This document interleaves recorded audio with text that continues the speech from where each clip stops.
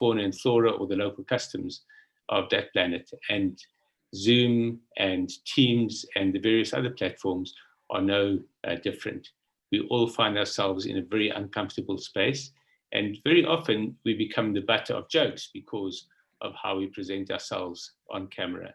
Even some people who are quite experienced on talking to camera, when it comes to webcam, they suddenly reveal that they are at sea as well, also clueless about how to navigate this arena. So the idea of this workshop is to really take you through the primary mistakes people make and how very easily to repair those errors. We are going to laugh at some people, but just bear in mind, we're all in this together. We're all making mistakes as we go along. Brian and myself also make mistakes regularly. As much as we research this area and we advise on this area, we ourselves are also learning as we go along. So don't feel bad about mistakes. You can laugh at people, but always know that the laugh can be on you as well in this new world. With that, I'm going to introduce the topic of facing the webcam with a Skype conference call from hell. And this is a simulated conversation that we created to show you what people do wrong in these conference calls. Brian, over to you.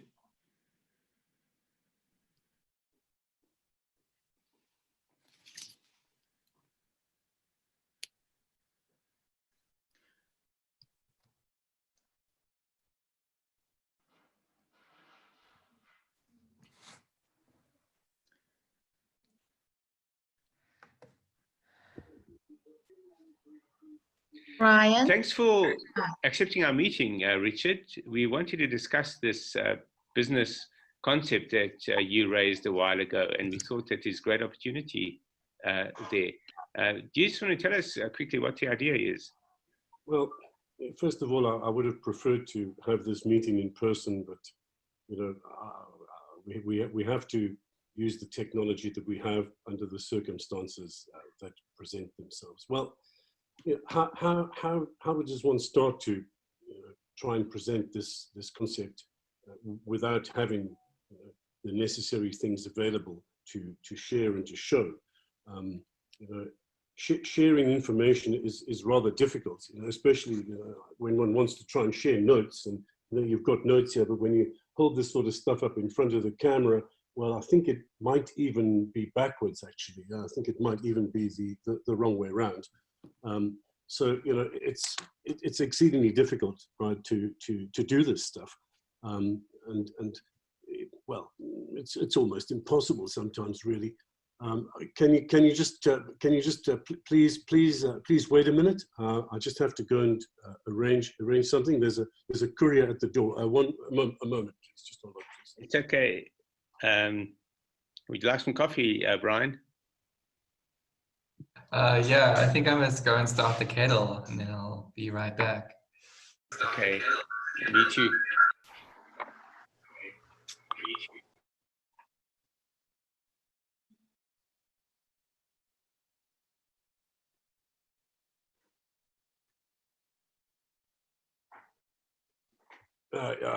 Right. Yes, I also just used that opportunity. Nature was calling, so yes, I just had to go and see a man about a dog. Right. Getting back to the business concept. Well, there you are. Sorry, just had to get answer the gate. Right. Yeah. As I say, well, you know, nature called, and I stopped and paid a visit on the way to go and, as I say, was saying to Brian, go and see a man about a dog. So, yeah, tell me who is at your gate? I mean, who is wandering about out there? I mean, it was a delivery. So it's from the pharmacy. Delivery from the pharmacy. Yes, that's it. Oh, okay. Yeah, no, deliveries from the pharmacy are extremely important. I'll just hold on, just a second. No, hang on. My wife's calling. Just a moment. Hang on. The dog's escaped. Just one moment. Just give me a second.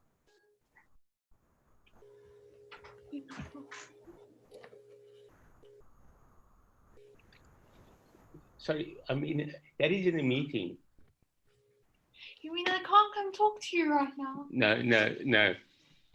We're in a meeting at the moment. Sorry. Who are you talking to? Just sorry. Sorry about that, Mr. Turner. Sorry, I've just got a phone call coming in now. Do you mind if I take this? Sure. We're just waiting for Richard to come back. Okay, He's the I'll be main right guy back. for the meeting. If he comes back, will you please tell him that I'm just on a phone call? Yeah. Just also, Brian's just wanted to take a phone call, Richard. No, I'm very happy with my MTN contract. No, I'm actually fine. I don't need to upgrade. I'm okay. No. Sorry, my daughter's just trying to see what we're doing. Please, you've got to take the cat outside. I've got to take the cat outside. Yeah, the cat's got to go outside. Sorry about that. You mean this cat wants to go outside? hold on, just. Gee. Yeah, I also, it's. Yeah, I have to eat at certain times, and it's important. Sorry. Yeah. Cat's demanding my shortly. And I always work better on when I've had more food. Yeah. I mean, I'm allergic to cats actually. Hunter.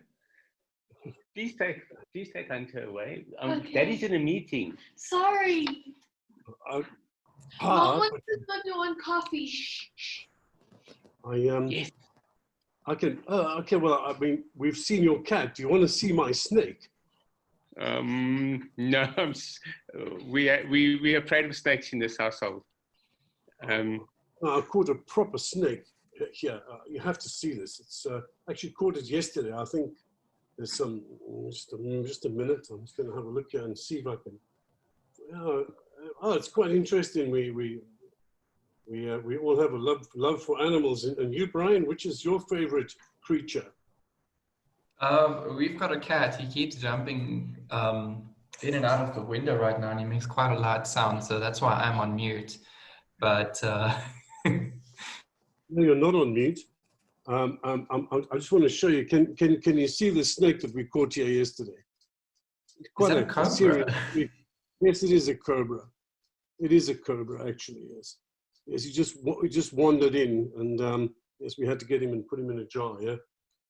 I'll just Richard, this business idea that you had, I think the world's not ready for it. So I think let's put it on the back burner for now, and we'll circle back to you when we're ready for it.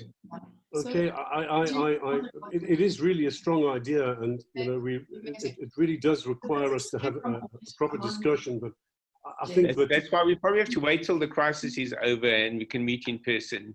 Yeah, I think that's better. I think that'll be better. So we'll see you in the next century. Thank you, yes, Richard. Okay, thank you. Thanks.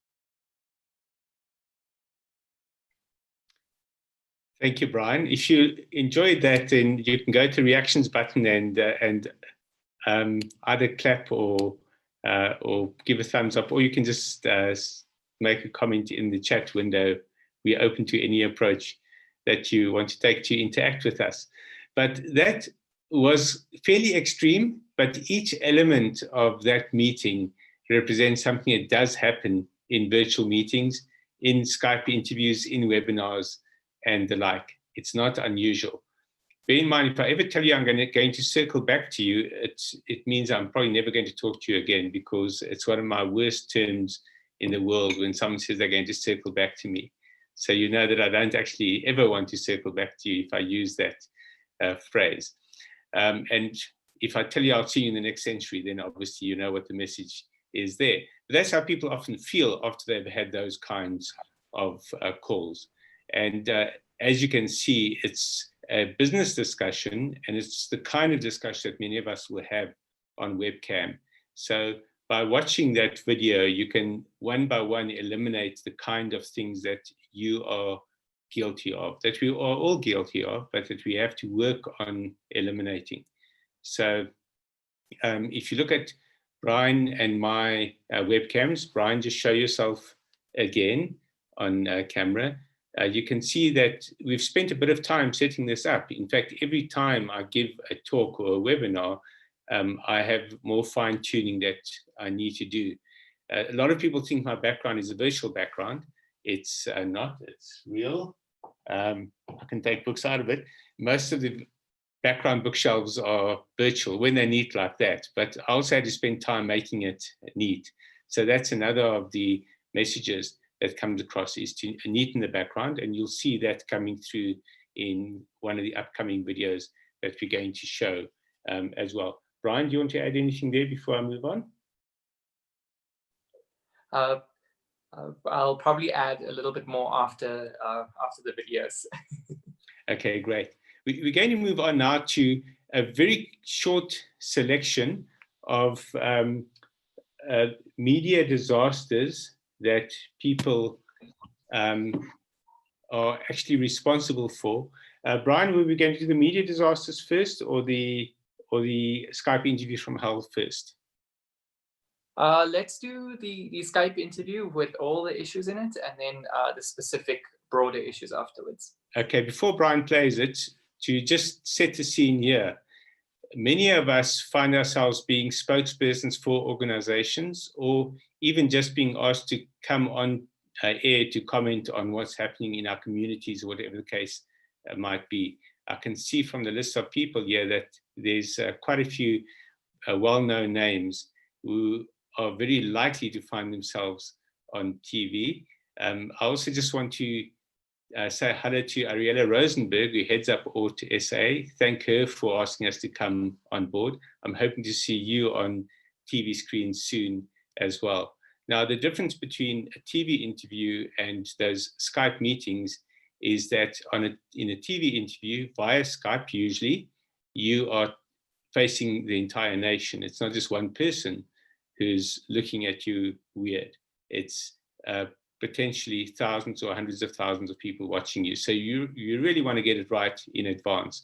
And getting it right during video conference calls, business meetings and the like, it really helps you to prepare yourself for when you have to go in front of a large audience. And that applies not just to TV interviews, but to taking part in webinars and the like as well. But having a discipline of either helps with the other.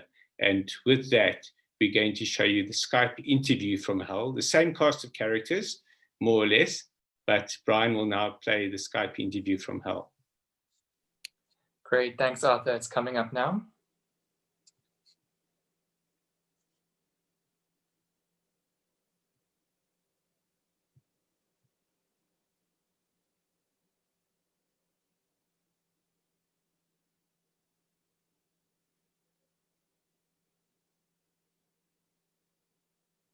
Welcome to this evening's news update. We have with us today Richard Fearon, CEO of Troublemakers Incorporated, and he's going to tell us about how badly people are behaving during the lockdown.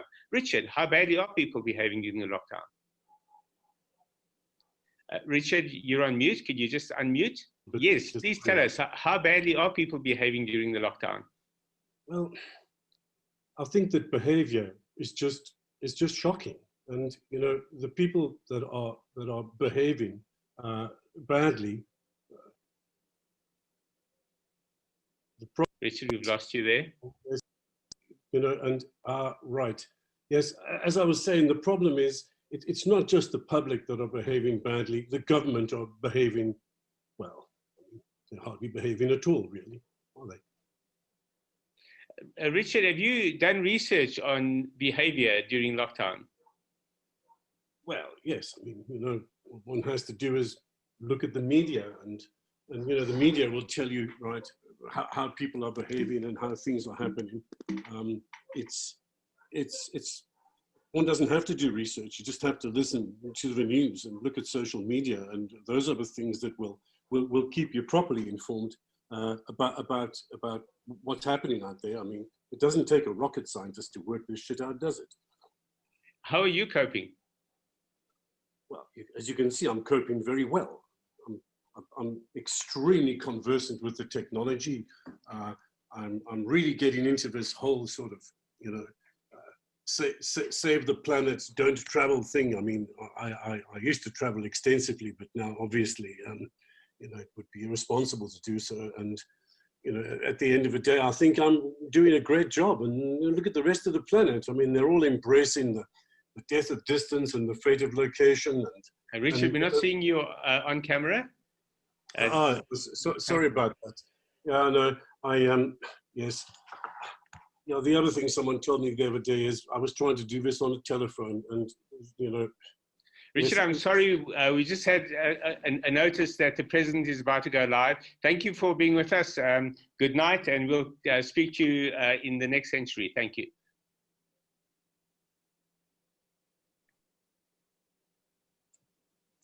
Thank you, Brian. If you think that doesn't happen, we will now show you a very quick summary of a group of interviews that took place within half an hour of each other. I think these are mostly on ENCA, but you can see the same kinds of interviews on Newsroom Africa, on SABC Newsroom, and the like.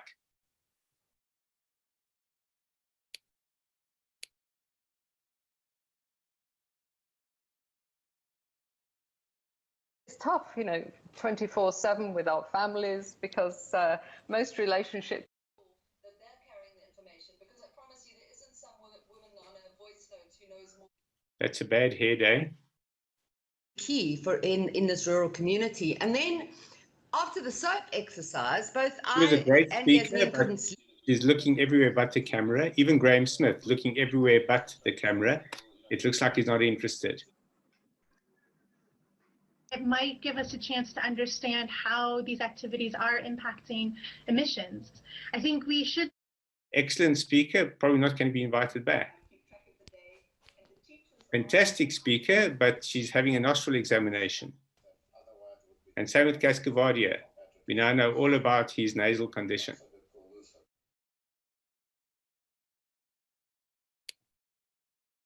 So that is a very, very quick rundown of a few interviews that took place via Skype on ENCA within half an hour of each other. This is in the early days of lockdown. We still see the same kind of interviews, but more and more people are getting more tech savvy and setting themselves up correctly. But we're still amazed to see how many people are looking down, and I'll show you what it looks like, something like this, because they have their laptop on their desk in front of them. The lens is often in the bottom corner of the laptop, but even when it is at the top of the laptop, they're looking down because they're sitting above the laptop and looking down at it. So one of the first tips that we recommend is that when you are speaking to someone on webcam, and that's whether it's a Skype interview, whether it's a webinar or a video conference, that you look at the lens. Because as you can see, I'm looking right at you, and I'm not now. I think I'm looking at you because I'm looking at the faces on the screen. I'm looking at Brian, I'm looking at Ellis. But as far as the audience is concerned, I'm looking away. I'm busy with something else. The moment I look at the lens, I'm directly engaged with you, and it completely transforms the experience of the speaker. Same with anyone appearing on TV. It gives the person a sense that you're engaging with them.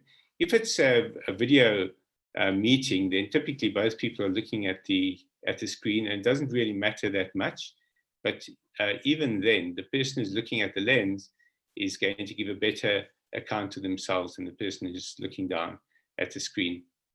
So that's the first step. The second one is one of the things you'll also spot that makes us, as well as Ellis for that matter, different from most people appearing when they show themselves on camera shortly, is that our faces are in line with our cameras, with the lenses of our cameras. And therefore we don't look like we're looking down at the audience. And that's a critical part of presenting in the webcam space, of being in webinars, and also taking part in business meetings on webcam. If it's a relaxed meeting, if it's a family meeting, it's fine. Then you can chill behind a desk or on a couch. But in a serious business meeting or in a presentation, that's not a good look. So all the three faces on screen at the moment are examples of how it should be done. Ellis also has a great background behind him because it relates to his business, and it doesn't mess with his hairstyle too much. Most people who use virtual backgrounds find that it crops their hair. And you saw that in an example earlier where Emma Sadlier appeared briefly in that lips video. She had obviously taken great care with her hair, but the virtual background destroyed it and gave her a bad hair day. Now, just look at Brian's screen for a moment. Brian's got a virtual background now, a very common one. Wave your hands at the audience, Brian. You can see it's disastrous. Virtual backgrounds are not designed for movement. The moment you move in front of a virtual background, you start destroying your own image. Ellis, you can try that yourself. You'll see if you start moving around that it's quite disastrous. Anyone using a virtual background. The third element, and I just saw Ellis put on and take off his glasses, is that when you're presenting and you're looking at the lens, you don't need glasses because you're not having to read anything. If you are reading off a document or a presentation, that's fine. Then you may well need your glasses. But if you're simply talking and you're talking off the cuff, you don't need your glasses. Glasses tend to cause a lot of reflection in a presentation, a webinar, or a Skype interview. And that reflection is often a blue reflection, which is also not a good look. Blue eyes is great, blue lenses not. And very often the reflection also is quite distracting. It doesn't let you look your best on screen either. So particularly if now I'm the best. Ellis, you look gorgeous now. Wow. Oh, Arthur, please have another whiskey. For sure. Incidentally, Ellis and I presented on the same platforms on a good few occasions over the years. So it's great to see you on here. Always. And it's great to see your exemplary appearance in webcam. Brian, do you want to add to that? Sure. Let's take us through the blip concept, B-L-I-P. Sure. So I'll use my background as well as Ellis's background to illustrate the point that we have. So I'm usually in my office for regular meetings, for internal meetings, but for external events like this one, I will be in another room where I have blackout curtains behind me and light coming from in front of me. And that will illuminate myself as well as give a little bit of light coming through from the back. But it's important that the curtains do have a little bit of thickness to them, otherwise the light shines too harshly behind it. And so that is the background feature. If you prefer to use a virtual background, you can go the route that Ellis has taken in using a background that illustrates his line of work. Looking at the lens is one of the most important aspects, and I often battle with that one because my lens is on the side. So I need to just be focusing on the lens as I'm talking so that everyone can know that I'm engaged. And there are very interesting technologies that are coming up right now that involve prisms so that you can look at the screen and it looks like you're looking at the webcam. But until then, you look at the webcam and engage like that. And then for keeping up, sorry, just one moment.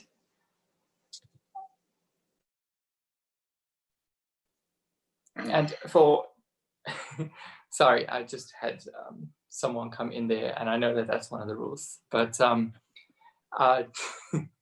just keeping the positioning correct. So my platform is a little bit lower, and that's not something that I can necessarily change. So I know that a lot of desktop environments, for example, have their screen is a fixed amount and fixed amounts above the table, and on top of that is the webcam. So sometimes not everybody has the capability to move their equipment around. So just something as simple as sitting back and leaning forward can get you into that eye contact if your base is too low, and if it's too high, you're going to sit back and lean back a little bit, but just keeping an upright posture the whole time.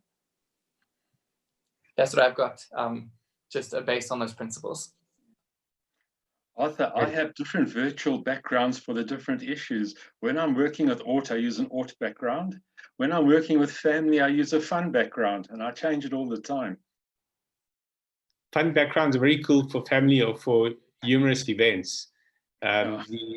One of the events hosted by Howard Sackstein and the SA Jewish Report was on comedy in lockdown, and Howard kept having different backgrounds appearing, which was very funny in that setting, very distracting in any formal setting though. So there you go. It's my fun background. Cool. Those work under the right circumstances.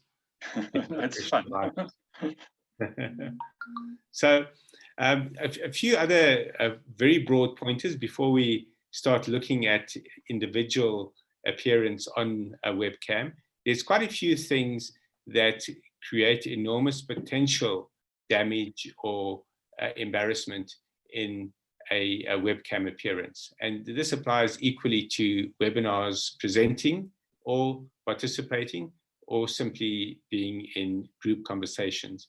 And among these, the most common and possibly easiest to eliminate, depending on your living environment, is having a door behind you. Now, I don't know how many of you have a door behind you. I guarantee there will be a few if you were to switch on your cams right now.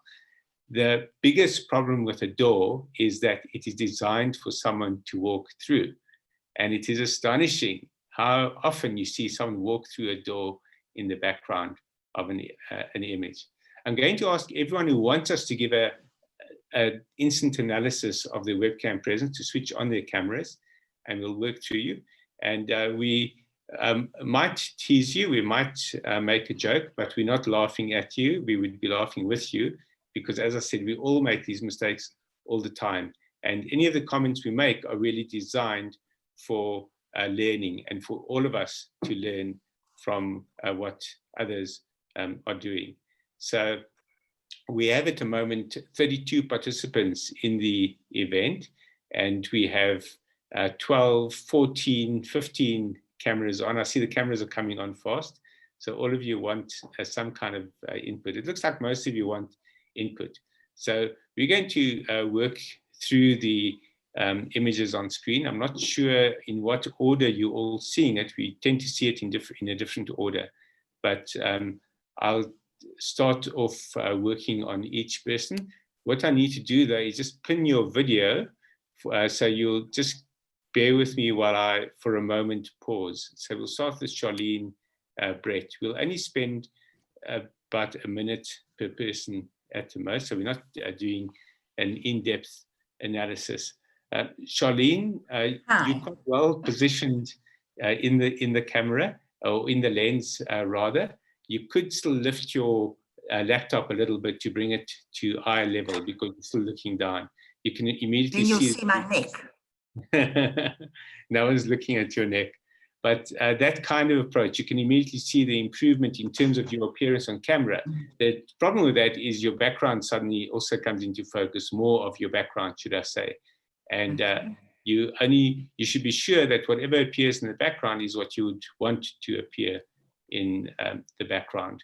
And where you have a lot of photos in the background, they look almost like they're coming out of your ear as a sort of thought bubble. So just be aware of that. Try and find the most plain possible background. No problem having decorations in the background at all, but try and find the plainest possible background that doesn't seem like it's part of your head or coming out of you. I have a very important question to ask you. Yes. I'm reading glasses, and one of the things I was doing during lockdown was doing storytelling, and it was extremely impossible to look at the story, because when you got reading glasses, this is the position. So yes. What advice do you have for that? So what we recommend there is that you have the document on screen in such a way that what you are reading is just below your camera. So even though you can't... Is there a way to do that at home? Yes, well, on your screen itself. Are you talking about reading books, or are you talking about reading the document? No, I was reading children's stories. So if I held it like this, I've got a document in front of me now. Does that look acceptable? Yes, it does actually. I like this. Um, I think it looks awful, but I'll especially take your if they know advice. you're reading to them, then it's fine. They're not expecting you to be looking. They're not expecting you to be looking at the lens or at them directly if you're reading to them. If you're reading to someone generally, you're not looking at them. So in that context, you can get away with it. Okay, thank you. So, okay, we now move on to Wendy Hendler. Wendy, You're on mute. You're on mute, we can't hear you. Unmute. Can you come back to me in 2 minutes? Because I'm just setting up my laptop. I've been on my phone. So if you could just come back to me in a bit. Thanks. Okay, we're going to move on to Tracy, our host. Tracy, there's a lot happening in the background, great decorations, but it's different forms, different geometric shapes, etc., which creates a feeling of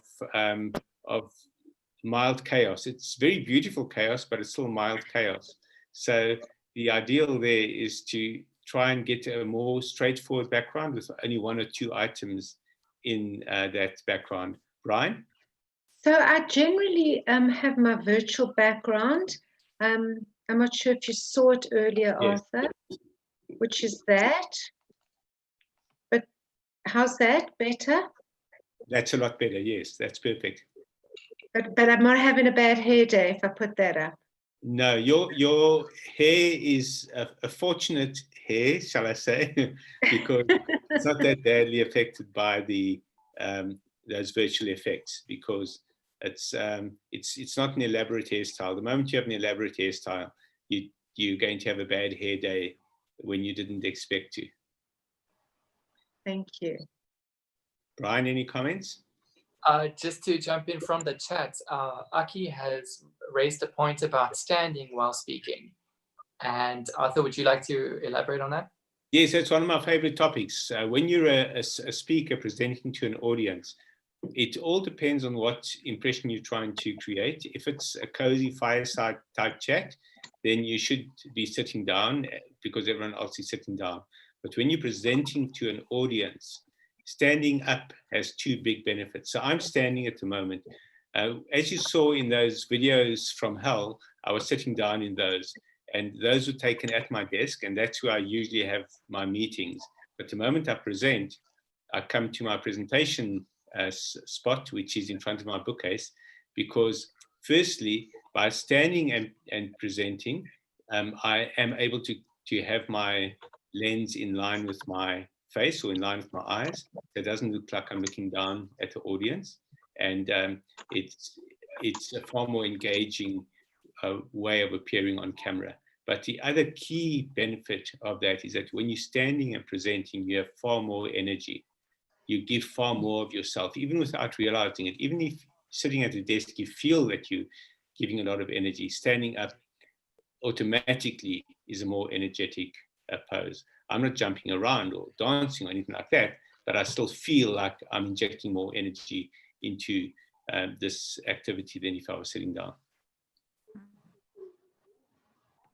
I'm not looking at the chats. Brian will monitor that and will raise any questions that crop up. And you're welcome to also answer those questions, Brian. Okay, we're going to move on to, sorry. I just said thank you. I'll probably answer them in the chat if they're one-liners, but I'll pass them on to you if they're a bit longer to answer. Okay, great. Ian Jacobsberg, great framing of your head and shoulders in the lens, but you have 2 things that are very distracting. One is the jacket hanging in the corner. I keep wondering who the jacket is for, or what else goes with that outfit. So something as random as that, rather not have in the background. And then right behind you, you have a painting that looks like it's hanging skew on the wall. So especially when you have paintings behind you, try and have your pose or your position in such a way that the painting is straight on behind you. In other words, that there aren't crazy angles and juxtapositions. So okay, thanks for that. Yeah. Even though it's very subtle. Mine, incidentally. I could put it on. Okay. It's mine. I could put it on. Maybe it'll look better. maybe it should look better with the jacket on than off. Just in terms of the jacket, not you. You're absolutely perfect in the lens. But generally speaking, try to avoid crazy angles behind you because they're very distracting. It's not that it makes you look worse, but they do distract the audience, even when they don't realize it. As a speaker, those kind of things are distracting. Yeah, great. Thank you. Then we're coming to the box, Ariella. So Ariella, also well framed, but perhaps too close to the camera, too big in the screen, and not quite centered. But you can see Ariella's been paying attention as well. Just make sure that your whole face appears on camera and that you're not cutting off the top of your hair. Yeah. So almost perfect. But again, the glasses issue arises. If you're talking and you're not reading off a document, or you don't have to see what you are presenting from, then rather take off the glasses, because the reflections tend to degrade your appearance. On top of that, Arthur and I have made a principle at Worldwide WORX where we say that your preview must look like you're taking a passport photo. So you must have head and shoulders in the frame, and that is the almost most approachable way to do it. So a little bit of space above your head, with most of your head in frame with shoulders, and that is our recommendation. Yeah, Danny Flax is a good example of that. So we'll go to him quickly, just a second. Thank you. I pinned the wrong video. Perfect passport photo, Danny. The only issue in your appearance is what looks like a mirror behind you. I don't know if it's the mirror or something. It's a mirror. Okay. Yeah, it looks like a mirror, and it's basically got two issues. One, it's reflecting stuff. It's reflecting lights from elsewhere in the room. And the other is its positioning is problematic in terms of the one side of the mirror looking like it's coming out of your ear. Okay. That's always something to avoid. And Brian's comment about the passport photo applies well to that kind of principle. Generally speaking, when you're framing yourself in the webcam, you should imagine you are having a passport photo taken, and what would you not want the background to look like? And then immediately you realize, oh, I've got this thing sticking out of my ear. I better change. If you are centered in front of that, it wouldn't be a problem, because then you have symmetry. And symmetry is always a good look on a webcam. All right, thank you. Great. And then Sharon. Sharon, is it Bilal? Bilal, yep, that's it. Hi, great. Hi, thank you. Sharon's our first candidate with a bookshelf behind her. Bookshelves are a very interesting one. Well, as you can see, my background is a bookshelf, and it's an unusual background, but I've had to spend quite a bit of time tidying it up and all that kind of thing. But also, what it's allowed me to do is to position my lens and my laptop in such a way that I know that it's straight on, because I can align it with these shelves as well as the books themselves. And it's taken a few weeks actually to get that right, because previously I was at a slight angle, looking slightly down and not realizing it. But when we analyzed the images, we realized I'm still looking down and the books are receding. In other words, the higher the books are, the further back they are. So that enabled us to fine-tune the appearance. So that's one of the great benefits of having a bookshelf behind you. The drawback is that when you have your kind of positioning on camera, one can really see that you're looking down at the lens. The bookshelf is receding into the background. It disappears at an angle the higher it goes. So that's a great example of where using a pile of books, perhaps from the bookshelf, if they're ones that you don't consult often, then put a pile of books under the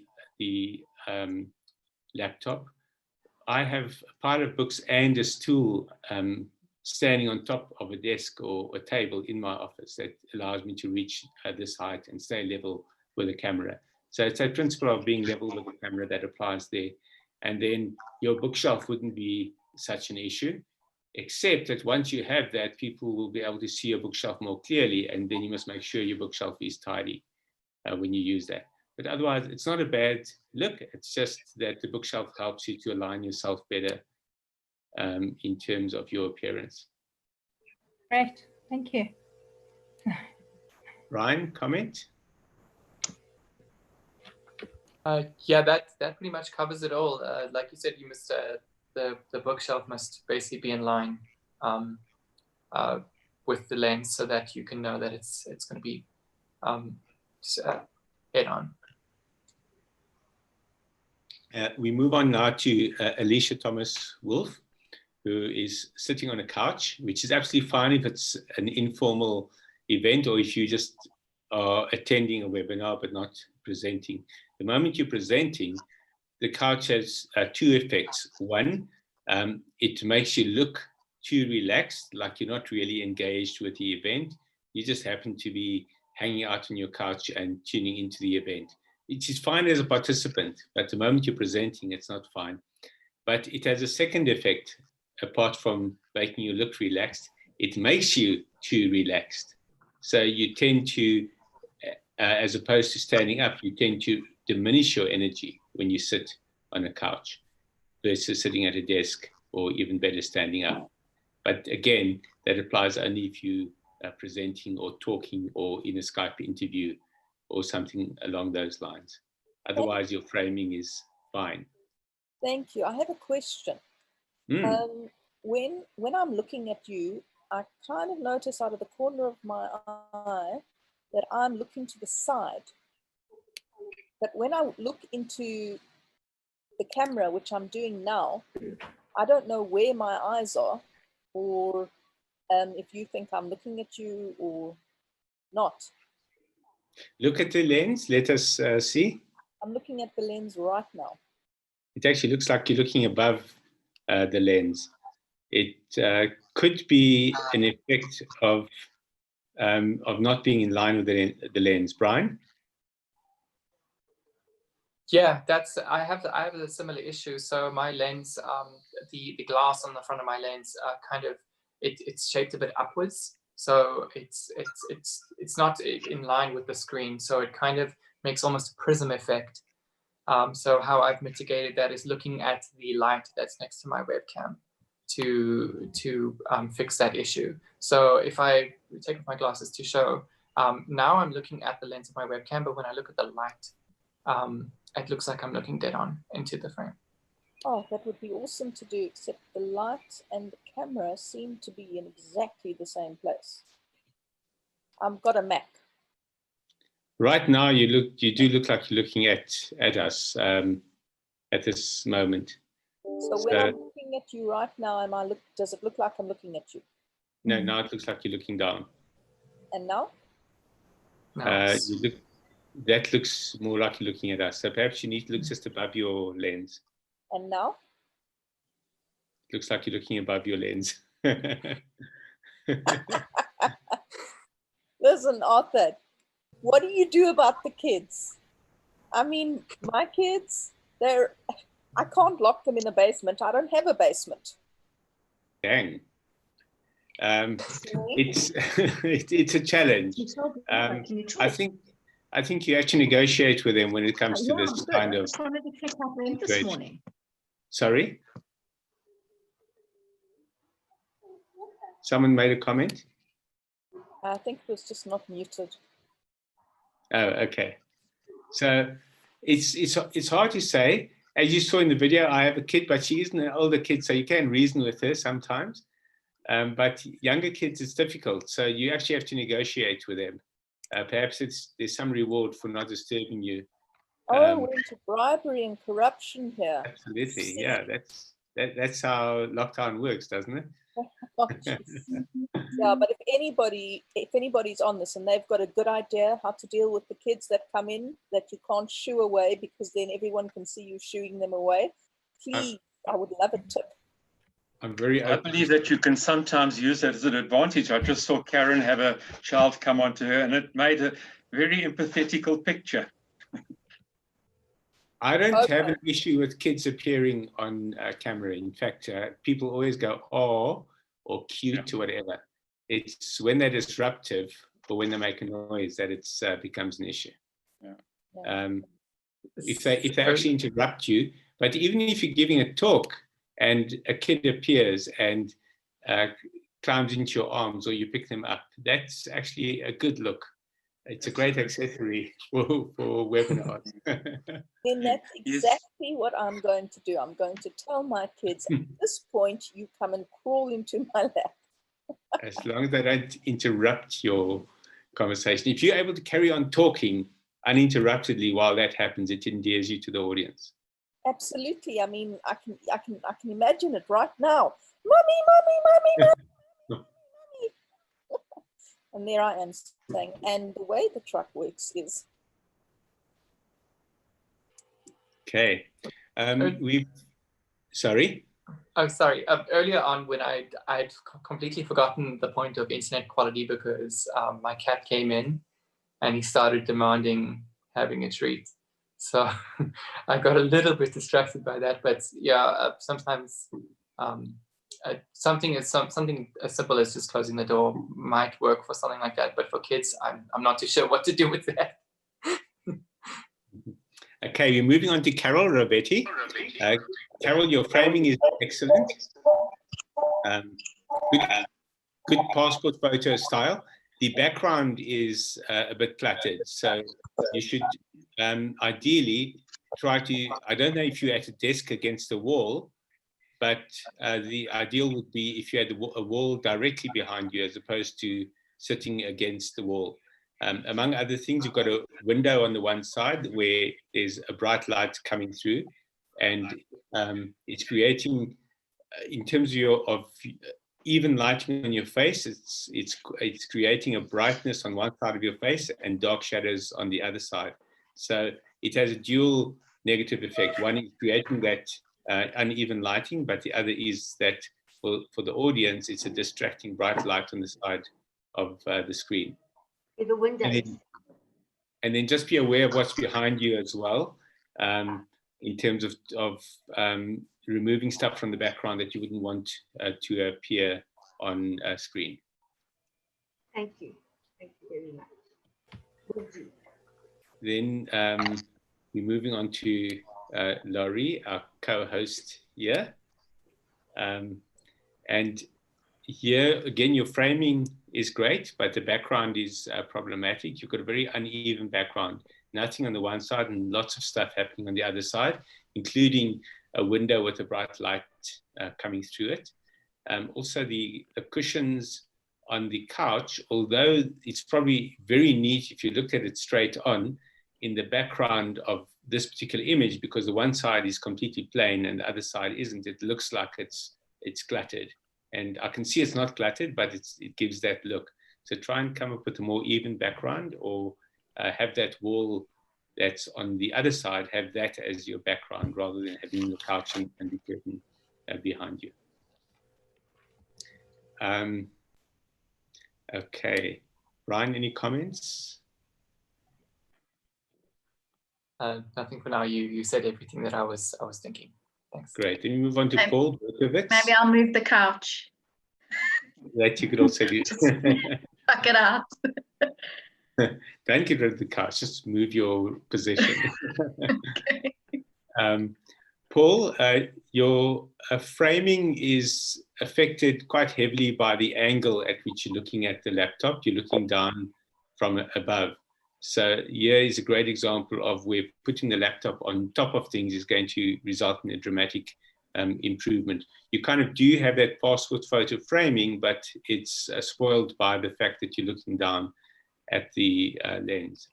And then also... I'm dealing with technical difficulties, Arthur. I've moved from laptop to cell phone because my video keeps freezing on the laptop. And I haven't quite secured the cell phone, but I take your point. There's a distortion of perspective because the screen isn't quite perpendicular to me. Correct. Now, with a cell phone, a lot of people are using cell phones. You get these little cell phone stands where you put the phone in the little stand and you can put it up on a shelf or something like that so that you're in line with the phone. Most people using phones are looking down quite severely at the screen, and it comes across as very distorted.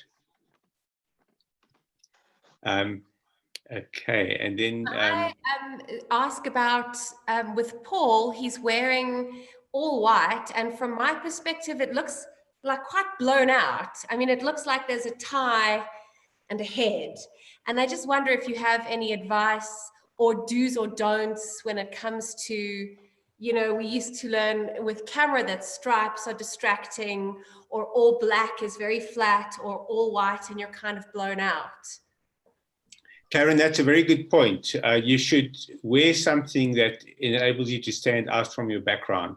So don't have a white shirt against a white background. We had that also in one of our blip videos that we decided not to use to cut it short, but we had an example where someone had the most beautiful white dress against the most beautiful white curtain. And of course, everything was white. So you didn't see how beautiful everything was. So yeah, if you have a white background like that, Paul, then rather wear a dark shirt. Yeah, be aware of the contrast that you're creating. Stripes are no longer a problem these days. They used to be a problem, but some cameras or some lenses do still cause stripes to result in weird effects on screen. So try to avoid stripes, but it's not the big deal that it used to be. Karen, with yourself, again, your framing is perfect, but the background is incredibly busy.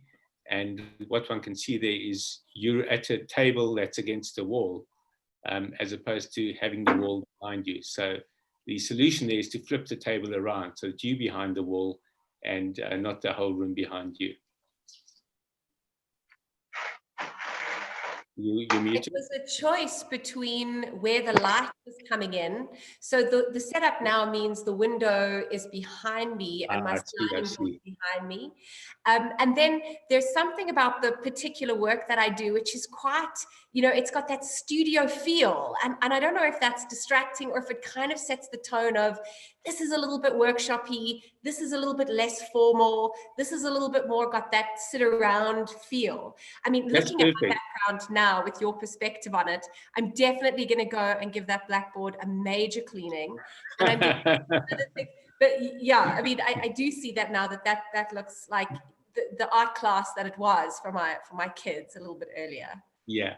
Now, in that context, it's actually a perfect background. If you are trying to give a workshop-y effect, it's actually perfect. But yes, the blackboard or the green board can do with something actually written or drawn on it.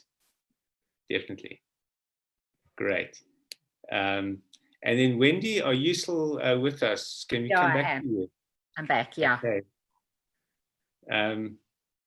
Let's just spin your video. As they say in the classics, you clean up nicely, or at least your background cleans up nicely. Correct. Excuse me a second while I, occupational hazard, I have to cough. Sounds.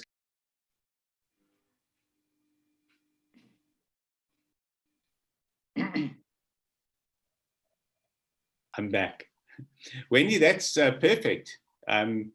You've almost applied all the lessons of this session to how you're appearing now. The only thing still is the glasses. There's severe reflection in the glasses. So about that, yeah. Yeah, that is absolutely perfect. Cannot fault that. Great, thank you. Excellent. Thanks. Anyone that we've left out? Anyone that still needs a quick analysis? Ellis, we've commented on your appearance. That's great. I think we've covered everybody. If there's anyone who still needs an analysis, a shout. Brian, any last comments on what you've seen? This session was, we've held quite a few of these sessions, and this session is really nice because everyone's kind of eased into how they frame themselves, and everyone has done a lot better than when we did this in the first week of lockdown. So I can see that everyone's become a lot more accustomed to being on camera and being a lot more comfortable with being on camera. So I just want to say congrats to everybody. Can I ask a question quickly? Yes. Is it a problem that they like religious books in the background? If I was doing like a more general, is it not? If you were giving a lecture on sin and vice, then that could be a problem. But Thanks. I think it could be a bigger problem than that. No, that's not an issue at all. The books behind you ideally should actually reflect a bit of who and what you are. But again, there's no rules as far as that is concerned. Absolutely fine. Right. Thanks. And then I think also in echoing what Brian said, you can see that everyone has been picking up on how to improve their webcam appearances. But as you can also see, we can all still keep improving. Brian and I will keep improving. After this, we'll probably analyze our own appearances to see what we can fine tune in terms of what we did today. So thank you for your time, and thank you for being open to constructive advice and being subjects of our ongoing experiment. It was great chatting with you all. Also good to see some old friends and some well-known speakers. And just a shout out, my rule is usually don't give any shout outs, but I feel I have to give a shout out to Aki Kaliatakis, who I've known almost longer than anybody else alive. There's a long story there, but he's also a regular presenter for ORT events. So thank you to him for all he does for ORT as well. Thanks, Aki. There you go. Thank you. Arthur, thank you so much. And I think if we all had to crit yourself and Brian, we would say absolutely no improvement needed whatsoever. But it was thoroughly enjoyable seeing everybody adjust their position and kind of, the laptops moving around or whatever. So it's been such an incredible, interesting session for us and for everyone present. Again, your time, we know how valuable it is, and it's always an honor and a privilege